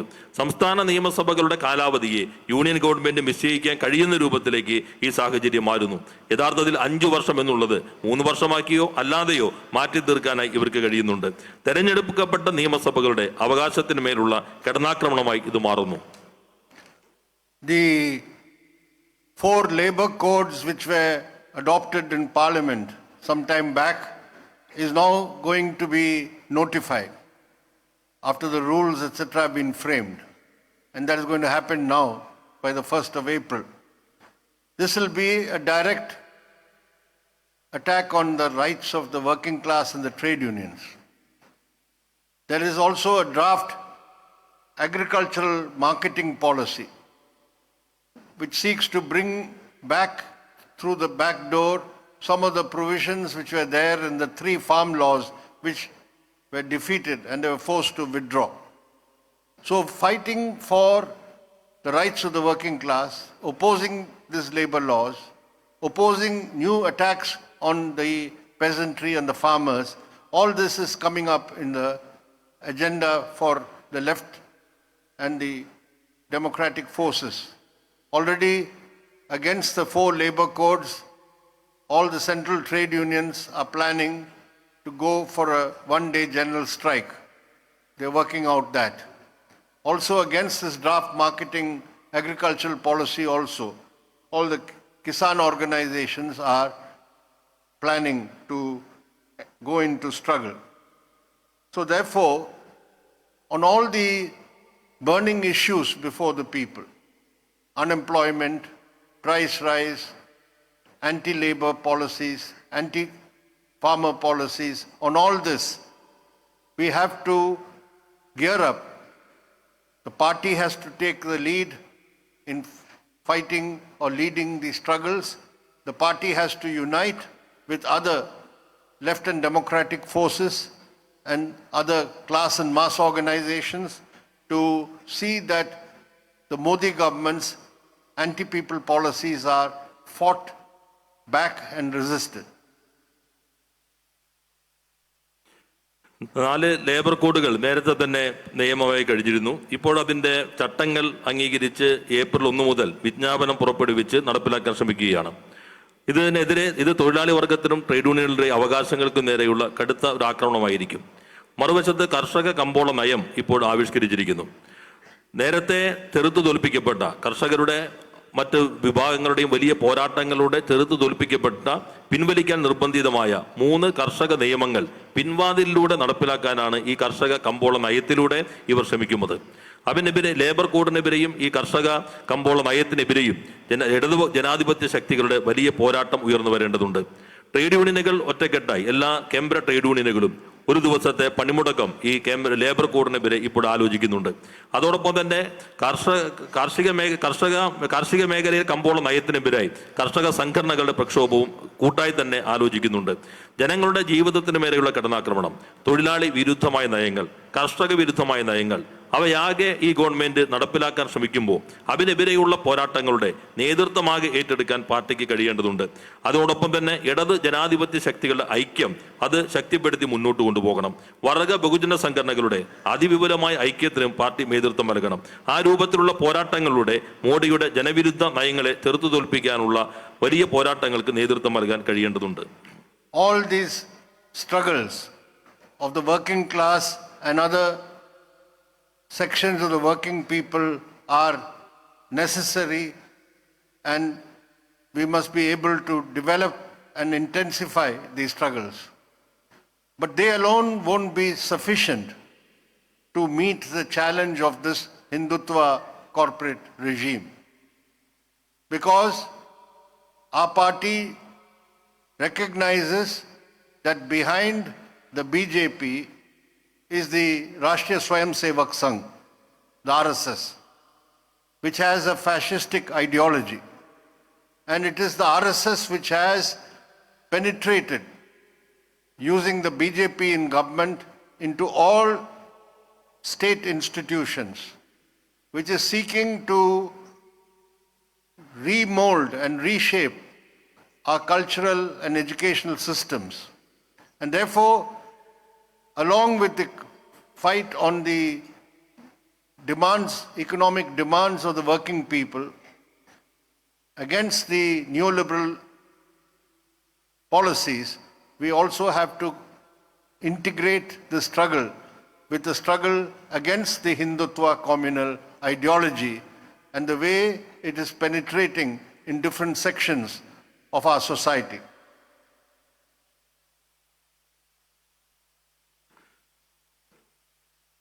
തൊഴിലാളി വർഗത്തിൻ്റെയും പണിയെടുക്കുന്ന മറ്റു വിഭാഗങ്ങളുടെയും പോരാട്ടങ്ങൾ ഈ ജനവിരുദ്ധ നയങ്ങൾക്കെതിരെ ശക്തിപ്പെടുത്തുമ്പോൾ ഒരു കാര്യം നമ്മൾ പ്രത്യേകം ഓർക്കേണ്ടതുണ്ട്. അത്തരം പോരാട്ടങ്ങൾ കൊണ്ട് മാത്രം ഹിന്ദുത്വ കോർപ്പറേറ്റ് ആധിപത്യത്തെ നമുക്ക് പരാജയപ്പെടുത്താൻ കഴിയുകയില്ല. BJPക്ക് പുറകിൽ RSS ആണുള്ളത്. നേരത്തെ നാം കൃത്യമായി വ്യക്തമാക്കിയിട്ടുള്ളതുപോലെ ഫാസിസ്റ്റ് പ്രത്യയശാസ്ത്രമാണ് RSS പിന്തുടരുന്നത്. BJP സർക്കാരിനെ ഉപയോഗിച്ചുകൊണ്ട് ഭരണകൂട സ്ഥാപനങ്ങളിലും സംവിധാനങ്ങളിലും RSS നുഴഞ്ഞു കയറിക്കൊണ്ടിരിക്കുന്നു. അതുവഴി സാംസ്കാരിക വിദ്യാഭ്യാസ സംവിധാനത്തെ പ്രതിലോമകരമായ പൊളിച്ചെഴുത്തിന് അവർ വിധേയമാക്കുന്നു. അതിനെ കൂടി പ്രതിരോധിക്കാതെ ഈ പോരാട്ടങ്ങൾ മുന്നോട്ട് കൊണ്ടുപോകാൻ കഴിയുകയില്ല. അപ്പോൾ നവ ഉദാരവൽക്കരണ നയത്തിനെതിരെയുള്ള അതിശക്തമായ പോരാട്ടങ്ങൾ മുന്നോട്ട് കൊണ്ടുപോകണം എന്ന് പറയുമ്പോൾ തന്നെ ഹിന്ദുത്വ വർഗീയ പ്രത്യയശാസ്ത്രത്തിന്റെ ആധിപത്യം സമൂഹത്തിന്റെയും ഭരണ സംവിധാനത്തിന്റെയും വിവിധ മണ്ഡലങ്ങളിൽ സൃഷ്ടിക്കുന്ന ആഘാതത്തെ കൂടി തിരിച്ചറിഞ്ഞുള്ള പ്രതിരോധവും വിപുലമായ ഐക്യത്തോടെ മുന്നോട്ട് കൊണ്ടുപോകാൻ കഴിയേണ്ടതുണ്ട്. We have used the term neo-fascist for the first time in our political resolution. What does neo-fascism mean in the contemporary world today? We are seeing neo-fascist forces rising in Europe and in America, in Latin America. Neo-fascist, the term is used because it is not the same phenomenon as classical fascism, which we saw in the mid-20th, in the first four decades of the 20th century. It is modified, it has some elements of the old fascism, but also it has incorporated other features. Under neoliberalism, the crisis of neoliberalism has led to unleashing of these forces, right-wing forces. And in each country, the fascist ideology which identifies someone as the enemy, whether it's a religious minority or an ethnic minority, or as in the case of Europe, immigrants who are considered foreigners, all this constitutes ingredients of neo-fascism. And in India, the RSS and the Hindutva ideology is a distinctive feature. It is not there in other countries. That is why we also use the term neo-fascism, unlike what we used to call earlier fascism or fascistic. This is what we have put in our resolution. നമ്മുടെ പാർട്ടിയുടെ രാഷ്ട്രീയ പ്രമേയത്തിൽ ആദ്യമായി നവ fascist എന്നുള്ള ഒരു പദം പ്രയോഗിക്കുന്നുണ്ട്. വർത്തമാന കാലഘട്ടത്തിൽ നവ ഫാസിസം എന്ന പദം എന്താണ് അർത്ഥമാകുന്നത്? പ്രത്യേകിച്ചും നവ ഫാസിസം അമേരിക്കയിലും മറ്റ് യൂറോപ്യൻ രാജ്യങ്ങളിലും ഉയരുന്നു എന്നുള്ള വാർത്തകൾ നമ്മൾ കാണുന്നുണ്ട്. നേരത്തെ പ്രതിപാദിക്കുകയുണ്ടായി. എന്തുകൊണ്ടാണ് നവ ഫാസിസം എന്ന് നാം പ്രയോഗിക്കുന്നത്? അത് ക്ലാസിക്കൽ ഫാസിസത്തിൽ നിന്ന് വ്യത്യസ്തമാണ്. 20-ാം നൂറ്റാണ്ടിന്റെ ആദ്യ പകുതിയിലെ 2-3 ദശകങ്ങളിൽ ലോകത്തിന്റെ വിവിധ രാജ്യങ്ങളിൽ ശക്തിപ്പെട്ടു വന്ന ഫാസിസം, അതിനെയാണ് നമ്മൾ ക്ലാസിക്കൽ ഫാസിസം എന്ന് വിശേഷിപ്പിക്കുന്നത്. ആ ക്ലാസിക്കൽ ഫാസിസത്തിന്റെ ചില പ്രവണതകൾ പുതിയ കാല ഫാസിസത്തിലും നമുക്ക് കാണാൻ കഴിയും. എന്നാൽ ആ പ്രവണതകൾക്കൊപ്പം തന്നെ പുതിയ രൂപത്തിലുള്ള പ്രവണതകളും ഈ പുതിയ കാലത്തിന്റെ ഫാസിസത്തിൽ മനസ്സിലാക്കാൻ കഴിയും. യഥാർത്ഥത്തിൽ നവ ഉദാരവൽക്കരണ പ്രതിസന്ധിയാണ് അത്തരത്തിലുള്ള പുതിയ പ്രവണതകളിലൂടെയുള്ള ഈ ഫാസിസ്റ്റ് രൂപത്തിലേക്ക് നയിക്കുന്നത്. ഫാസിസ്റ്റ് പ്രത്യയശാസ്ത്രം ഒരു അപരനെ നിർമ്മിക്കുന്നു, ഒരു ശത്രുവിനെ പ്രഖ്യാപിക്കുന്നു. അത് മതമാകാം, വംശമാകാം, കുടിയേറ്റക്കാരാകാം, വിദേശികളാകാം. ആ ശത്രുവിനെ കേന്ദ്രീകരിച്ചിട്ടുള്ള പ്രവർത്തനങ്ങളിൽ അവർ വരുന്നു. ഇന്ത്യയിൽ അതിൻ്റെ മറ്റു രൂപമാണ് ഹിന്ദുത്വ പ്രത്യയശാസ്ത്രം. അത് ഈ നവഫാസിസത്തിന്റെ ഒരു പുതിയ രൂപമായി തന്നെ നമ്മൾ കാണുന്നു. അതുകൊണ്ടാണ് പ്രമേയം നവഫാസിസം എന്ന് ഈ ഘട്ടത്തിൽ ഈ പ്രവണതയെ വിശേഷിപ്പിക്കുന്നത്.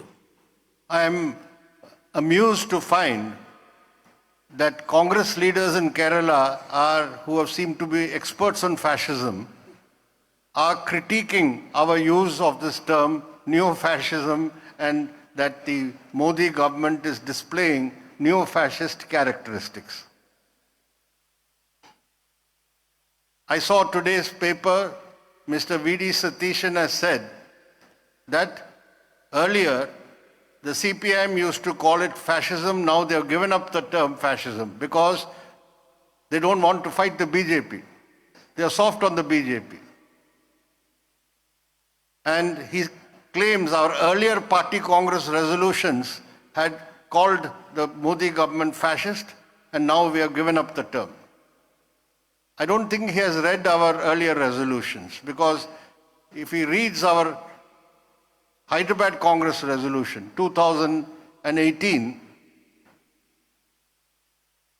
we said that there are emerging fascistic trends. Now he says, our General Secretary, Comrade Sitaram Yechuri, used to have a better understanding of fascism. But he was the General Secretary when this resolution was drafted. And in that we recognize there are emerging fascistic trends. Today, 7 years later, we are saying now they are displaying fascistic characteristics. There's no more emerging. So, how do we understand it?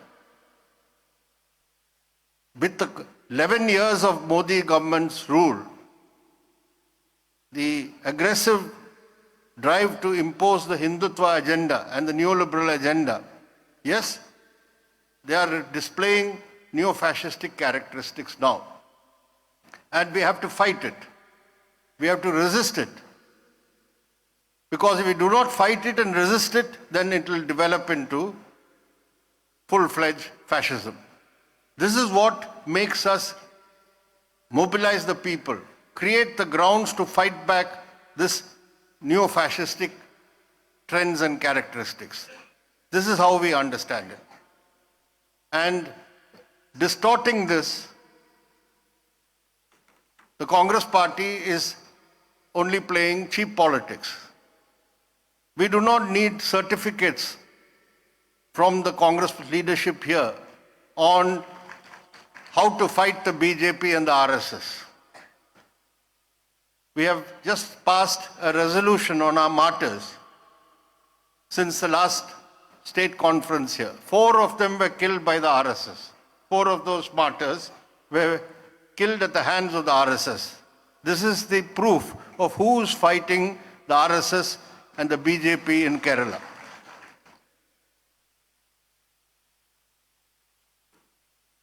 എന്നാൽ കോൺഗ്രസിന്റെ ചില വക്താക്കൾ അവർ പ്രധാനമായിട്ട് ഫാസിസത്തിന്റെ ചില വിദഗ്ധരായ ആളുകളുണ്ട്.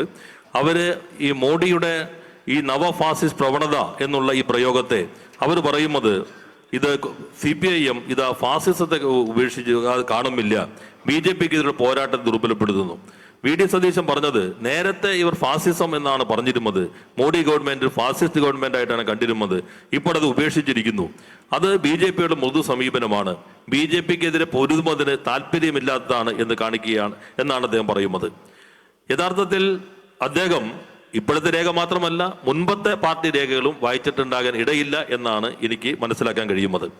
2018 ഹൈദരാബാദ് പ്രമേയം, ആ പ്രമേയം അതിൽ പറയുന്നത് ഫാസിസ്റ്റ് പ്രവണതകൾ ഉയർന്നു വരുന്നു എന്നുള്ളതാണ്. അന്ന് ഇവർ കോൺഗ്രസ് നേതാക്കന്മാർ പറയുന്നുണ്ട് സീതാറാം യെച്ചൂരിക്ക് കുറെ കൂടി വ്യക്തതയോടുകൂടി ഫാസിസത്തെ മനസ്സിലാക്കാൻ കഴിഞ്ഞിരുന്നു, ഇപ്പോഴത്തെ നേതൃത്വത്തിന് കഴിയുന്നില്ല എന്ന് പറയുമ്പോൾ സഖാവ് സീതാറാം യെച്ചൂരി ജനറൽ സെക്രട്ടറി ആയിരുന്ന ഘട്ടത്തിൽ തന്നെയാണ് ഹൈദരാബാദിലെ പ്രമേയം ശക്തിപ്പെട്ടു വരുന്ന ഫാസിസ്റ്റ് പ്രവണതകൾ എങ്ങനെ രാജ്യത്ത് മോഡി സർക്കാർ പ്രതിഫലിക്കുന്നു എന്ന് രാഷ്ട്രീയ പ്രമേയത്തിൽ വ്യക്തമാക്കിയത്. 7 വർഷത്തിന് ശേഷം ഇപ്പോൾ നമ്മൾ ഈ ഫാസിസ്റ്റ് പ്രവണതകൾ എങ്ങനെ മാറി കുറെ കൂടി ശക്തമായിരിക്കുന്നു, അത് നവ ഫാസിസത്തിന്റെ സ്വഭാവമോ പ്രവണതയിലേക്കോ എങ്ങനെ വികസിച്ചിരിക്കുന്നു, ഇതാണ് നാം ഈ ഘട്ടത്തിൽ പ്രതിപാദിക്കുന്നത്. 11 വർഷത്തെ മോഡി സർക്കാരിന്റെ ആക്രമണോത്സുക ഹിന്ദുത്വ നയങ്ങളുടെ പ്രയോഗം അത് നവ ഫാസിസ്റ്റ് പ്രവണതകളെയും അതിന്റെ നവഫാസിസ്റ്റ് സ്വഭാവത്തെയും ഭരണ സംവിധാനത്തിൽ കുറെ കൂടി ശക്തിപ്പെടുത്തിയിരിക്കുന്നു എന്നുള്ളതാണ്. എന്താണ് നാം എത്തിച്ചേരുന്ന നിഗമനം? ഇത് ശരിയായി മനസ്സിലാക്കുന്നത് ഈ നവ ഉദാരവൽക്കരണ പ്രവണത ശക്തിപ്പെട്ടു വരുമ്പോൾ, അല്ലെങ്കിൽ നവ ഉദാരവൽക്കരണ സ്വഭാവം സംവിധാനത്തിനകത്ത് ശക്തിപ്പെട്ടു വരുമ്പോൾ അതിനെ പൊരുതി പരാജയപ്പെടുത്താൻ നമുക്ക് കഴിയുമില്ല എങ്കിൽ ഇത് ഫാസിസത്തിലേക്ക് നയിക്കും എന്നുള്ള മുന്നറിയിപ്പാണ്. അത് ശരിയായി മനസ്സിലാക്കി പൊരുതുക എന്നുള്ളതാണ് ഫാസിസത്തിലേക്ക് പോകാതെ ഈ രാജ്യത്ത് തടയുന്നതിന് ആവശ്യമായ മുന്നുപാധി. കോൺഗ്രസ് തരംതാണ രാഷ്ട്രീയമാണ് കളിക്കുന്നത്. ഒരു കാര്യം വ്യക്തമാക്കാൻ ആഗ്രഹിക്കുന്നു, RSSനും BJPക്കും എതിരെയുള്ള പോരാട്ടത്തിൽ CPIMന് കേരളത്തിലെ കോൺഗ്രസ് നേതൃത്വത്തിന്റെ ഒരു സർട്ടിഫിക്കറ്റിന്റെയും ആവശ്യമില്ല. ഇവിടെ വായിച്ച രക്തസാക്ഷി പ്രമേയമുണ്ടല്ലോ, ആ രക്തസാക്ഷികളിൽ ഈ സമ്മേളന കാലയളവിൽ കൊല്ലപ്പെട്ട 6 പേർ RSSകാരാൽ കൊല്ലപ്പെട്ടവരാണ്. ഇതിനപ്പുറത്ത് മറ്റെന്ത് തെളിവാണ് RSSനെതിരെ കേരളത്തിൽ പൊരുതുന്നത് CPIM ആണ് എന്നതിന് വേണ്ടത്? അതുകൊണ്ട് ഈ തരംതാണ രാഷ്ട്രീയം അവസാനിപ്പിക്കുകയാണ് വേണ്ടത്. So now coming to the situation here in Kerala, we are holding this conference at a time when, as I said at the outset, the Kerala unit of the CPIM has, being the biggest and strongest unit of the party, an important role and responsibility in taking forward the fight against the Hindutva corporate regime, the fight against the communal agenda of the BJP and the RSS, the fight against neoliberal policies, and the additional responsibility of being in the state government, of having to fashion policies which we can show to the people that these alternative policies exist, it can be put into practice. And here in this conference, we are going to discuss our political work, our organizational work, how to strengthen it, how to further strengthen the CPIM and the left forces in the state. And along with that, we are going to discuss a document on Nava Kerala, which will also be a guide for the LDF government on how to fulfill the vision and the goals that we are setting forth for the creation of a progressive, modern, secular and industrialized Kerala. So I'm sure that all these discussions will be fruitful and will help us to arrive at correct decisions and slogans. കേരളത്തിലെ സാഹചര്യത്തിലേക്ക് വരുമ്പോൾ കേരളത്തിൽ ഒരു party നേരത്തെ സൂചിപ്പിച്ചതുപോലെ ഇന്ത്യയിലെ രാജ്യത്തെ ഏറ്റവും വലുതും ഏറ്റവും ശക്തമായ പാർട്ടിയാണ്. ഈ പാർട്ടിക്ക് ഏറ്റവും പ്രധാനപ്പെട്ട ദൗത്യം ഏറ്റെടുക്കേണ്ടതുണ്ട്. ആ ദൗത്യമാണ് നിങ്ങൾ നിർവഹിക്കാൻ ശ്രമിക്കുന്നത്. ഹിന്ദുത്വ കോർപ്പറേറ്റ് അജണ്ടയുടെ അതിൻ്റെ ആധിപത്യത്തിനെതിരെയുള്ള പോരാട്ടം, അവരുടെ വർഗീയ അജണ്ടയെ ചെറുത്തു തോൽപ്പിക്കുന്നതിന് വേണ്ടിയുള്ള പോരാട്ടം, നവ ഉദാരവൽക്കരണ നയങ്ങൾക്കെതിരെയുള്ള പോരാട്ടം, അമിതാധികാര പ്രവണതകൾക്കെതിരെയുള്ള പോരാട്ടം, ഈ പോരാട്ടങ്ങൾ രാജ്യത്തിനാകെ ശക്തിപ്പെടുത്തുന്ന രൂപത്തിൽ രാജ്യത്തിനാകെ ആവേശം പകരുന്ന രൂപത്തിൽ മുന്നോട്ട് കൊണ്ടുപോകാൻ കേരളത്തിലെ പാർട്ടി ശ്രമിക്കുന്നുണ്ട്. അതോടൊപ്പം തന്നെ ഈ കേരളത്തിലുള്ള സർക്കാർ ഇന്ത്യയിലെ ഏക ഇടതുപക്ഷ സർക്കാരാണ്. ഈ ബദൽ നയങ്ങൾ നടപ്പിലാക്കിക്കൊണ്ട് ഈ നവ ഉദാരവൽക്കരണ നയങ്ങൾക്ക് ബദൽ സാധ്യമാകും എന്നുള്ളത് രാജ്യത്തിന് കാണിച്ചു വരികയും ചെയ്യുന്നുണ്ട്. ഇവിടെ ചർച്ച ചെയ്യുന്നത് രാഷ്ട്രീയം, സംഘടന, പ്രവർത്തനങ്ങളുടെ അനുഭവങ്ങളാണ്. അത് വിലയിരുത്തിക്കൊണ്ട് എങ്ങനെ കുറെ കൂടി പാർട്ടി ശക്തിപ്പെടുത്താൻ കഴിയും, അത്തരം കാര്യങ്ങളെല്ലാം തന്നെ നിങ്ങൾ ചർച്ച ചെയ്യും. അത് കേരളത്തിലെ പാർട്ടിക്കും ഇടതുപക്ഷത്തിന് മാത്രമല്ല ഇന്ത്യയിലെ ഇടതുപക്ഷത്തിനാകെ കരുത്തു പകരുന്ന തീരുമാനങ്ങളിലേക്ക് എത്തും എന്ന് പ്രതീക്ഷിക്കുന്നു. അതോടൊപ്പം തന്നെ ഈ സമ്മേളനം നവകേരള രേഖയും ചർച്ച ചെയ്യുന്നുണ്ട്. LDF സർക്കാർ മുന്നോട്ട് വച്ച ലക്ഷ്യങ്ങൾ, ജനങ്ങൾക്ക് നൽകിയ വാഗ്ദാനങ്ങൾ കുറെ പൂർത്തീകരിക്കുന്നതിന് ഇനി എത്രമാത്രം മുന്നോട്ട് പോകേണ്ടതുണ്ട്, അത് ഈ രേഖ ചർച്ച ചെയ്യും. അതുവഴി പുരോഗമന, ആധുനിക, മതനിരപേക്ഷ, വ്യവസായ കേരളമാക്കി നമ്മുടെ നാടിനെ മാറ്റി തീർക്കാൻ ശരിയായ രീതിയിലുള്ള തീരുമാനങ്ങളും മുദ്രാവാക്യങ്ങളും ഈ സമ്മേളനം ആവിഷ്കരിക്കും എന്ന് ഞാൻ പ്രത്യാശിക്കുന്നു. In the run-up to this state conference in Kollam, we have held all the branch conferences running into thousands and thousands of units. STPI ഓഫീസുകളിൽ എൻഫോഴ്സ്മെൻറ്റ് ഡയറക്ടറേറ്റ് റെയ്ഡ്. തിരുവനന്തപുരത്തെ സംസ്ഥാന കമ്മിറ്റി ഓഫീസിലും മലപ്പുറത്തും റെയ്ഡ് നടന്നു. രാജ്യത്ത് 10 സംസ്ഥാനങ്ങളിലായി 12 കേന്ദ്രങ്ങളാണ് റെയ്ഡ് നടന്നത്. വ്യാഴാഴ്ച രാവിലെ 9:30 റെയ്ഡ് ആരംഭിച്ചത്. 2009 സ്ഥാപിതമായ STPI നിരോധിക്കപ്പെട്ട പോപ്പുലർ ഫ്രണ്ട് ഓഫ് ഇന്ത്യയുടെ രാഷ്ട്രീയ വിഭാഗമാണെന്ന് നേരത്തെ ED ആരോപിച്ചിരുന്നു. സാമ്പത്തികവും നയപരമായ STPIയിൽ നിന്ന് PFI സ്വാധീനമുണ്ട്. സ്ഥാനാർത്ഥി നിർണയത്തിൽ പോലും STPIയെ PFI സ്വാധീനിച്ചുവെന്ന കണ്ടെത്തലിനെ തുടർന്നാണ് ഇപ്പോൾ റെയ്ഡ്.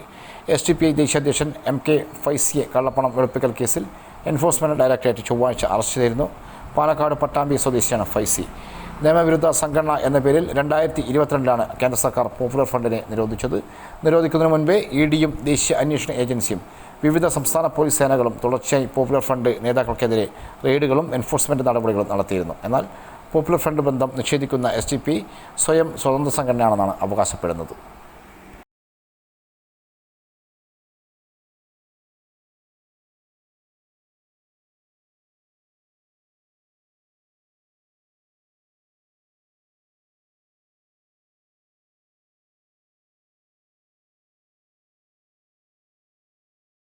ഇരുപതിനകം പഞ്ചായത്തുകൾ മാലിന്യമുക്തമായി പ്രഖ്യാപിക്കാൻ തീരുമാനം. ജില്ലയിലെ മുഴുവൻ പഞ്ചായത്തുകളും മാർച്ച് 20 സമ്പൂർണ്ണ മാലിന്യമുക്തമായി പ്രഖ്യാപിക്കണമെന്ന് മാലിന്യമുക്ത നവകേരളം ജില്ലാ കമ്പയിൻ സെക്രട്ടറി തീരുമാനം. 25 ബ്ലോക്ക് കോർപ്പറേഷൻ തലത്തിൽ പ്രഖ്യാപനം ഉണ്ടാകണം.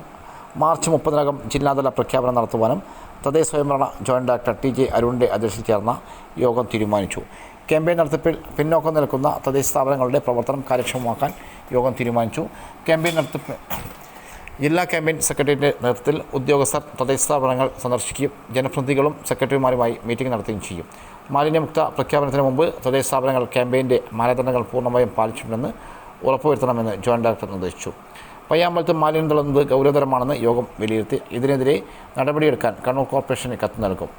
കെട്ടിക്കിടക്കുന്ന മാലിന്യം നീക്കം ചെയ്യുന്നത് വേഗത്തിൽ പൂർത്തിയാക്കാൻ ക്ലീൻ കേരള കമ്പനിക്ക് നിർദ്ദേശം നൽകി.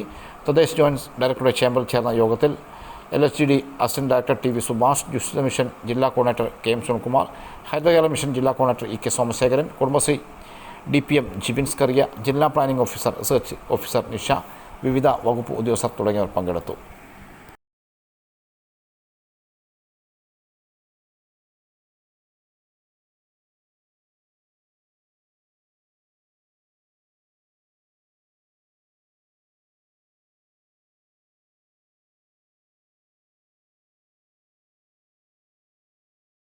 ആറളത്ത് അടിക്കാടുകൾ വെട്ടിത്തെളിക്കാൻ തദ്ദേശവാസികളായ 50 പേരെ കൂടി ഉൾപ്പെടുത്തി 10 ദിവസത്തെ സ്പെഷ്യൽ ഡ്രൈവ് നടത്തുമെന്ന് ആറളത്തെ വന്യജീവി ആക്രമണവുമായി ബന്ധപ്പെട്ട് കളക്ടറേറ്റ് കോൺഫറൻസ് ഹാളിൽ ചേർന്ന അവലോകന യോഗത്തിനു ശേഷം വനം വന്യജീവി വകുപ്പ് മന്ത്രി AK ശശീന്ദ്രൻ വാർത്താസമ്മേളനത്തിൽ അറിയിച്ചു.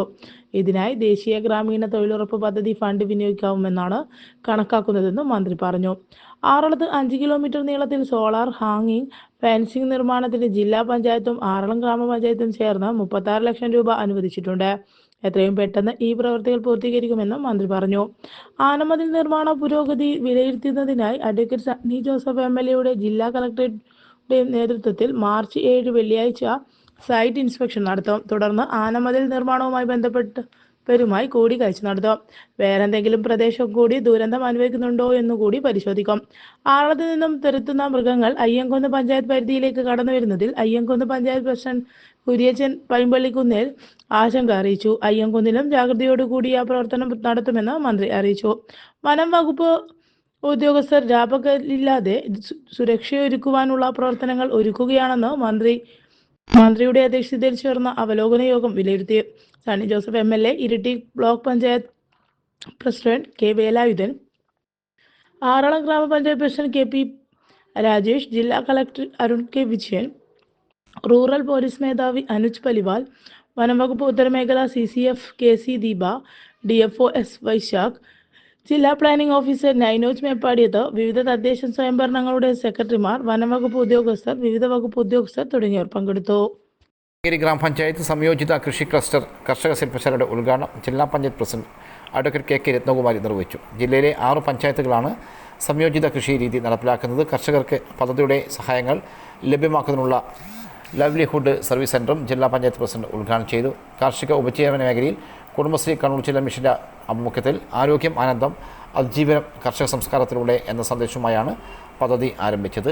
നെല്ല്, വാഴ, ക്ഷീരകർഷകരെ ഒരുമിച്ച് ചേർത്ത് ചെറുസംഘങ്ങളാക്കി കർഷകർ നേരിടുന്ന പ്രശ്നങ്ങൾ പരിഹരിച്ച് അസറ്റ് ക്രിയേഷനിലൂടെയും വിദഗ്ധ പരിശീലനത്തിലൂടെയും ആധുനിക സംവിധാനങ്ങൾ ഉപയോഗിച്ച് ഉൽപ്പാദനം വർദ്ധിപ്പിക്കും. അവ സംഭരിച്ച് മൂല്യവർദ്ധിത ഉൽപ്പന്നങ്ങളാക്കി വിപണിയിൽ എത്തിക്കുകയും അതുവഴി കർഷകർക്ക് വരുമാനം നേടുകയുമാണ് പദ്ധതിയുടെ ലക്ഷ്യം. Thillankeri panchayat president vice president Aniyeri Chandran, ക്ഷേമകാര്യ standing committee chairman PK Ratheesh, Iritty block panchayat member P Saneesh, Muraleedharan Kaitheri, A Raju, MV Sreedharan, KV Ali Mohanan, മുൻ ജില്ലാ പഞ്ചായത്ത് പ്രസിഡന്റ് T കൃഷ്ണൻ, പ്രശാന്ത് മുരിക്കോളി, തില്ലങ്കേരി ജൈവ കർഷകർ. ശമ്പളം കിട്ടിയില്ല. എറണാകുളത്ത് IOC പ്ലാന്റിൽ ലോഡിംഗ് തൊഴിലാളികളുടെ സമരം. LPG വിതരണം മുടങ്ങി. എറണാകുളത്ത് ഇന്ത്യൻ ഓയിൽ കോർപ്പറേഷന്റെ പ്ലാന്റിൽ ലോഡിംഗ് തൊഴിലാളികളുടെ സമരത്തെ തുടർന്ന് LPG വിതരണം മുടങ്ങി. 6 ജില്ലകളിലേക്കുള്ള LPG വിതരണമാണ് മുടങ്ങിയത്.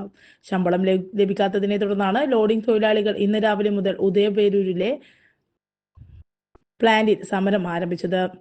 ഈ മാസത്തെ ലഭിക്കാനുള്ള ശമ്പളം 5-ാം തീയതി കഴിഞ്ഞിട്ടും ലഭിക്കാത്തതും കിട്ടുന്ന ശമ്പളം വെട്ടിക്കുറച്ചതുമാണ് തൊഴിലാളികൾ സമരത്തിന് കാരണം. രാവിലെ മുതൽ എറണാകുളം, തൃശൂർ, കോട്ടയം, ഇടുക്കി, പത്തനംതിട്ട, ആലപ്പുഴ ജില്ലകളിലേക്കുള്ള 100-ലേറെ ലോറികളാണ് പ്ലാന്റിന് മുന്നിൽ നിറക്കാനായി കാത്തു കെട്ടിക്കിടക്കുന്നത്. കേരളത്തിലെ തന്നെ ഏറ്റവും വലിയ പ്ലാന്റാണിത്. സമരത്തിനിടെ തൊഴിലാളികളുമായി അധികൃതർ ചർച്ച നടത്തുകയാണ്. സമരത്തിന് പരിഹാരമായില്ലെങ്കിൽ സംസ്ഥാനത്തെ LPG വിതരണത്തിന് വലിയ പ്രതിസന്ധി ഉണ്ടാകും.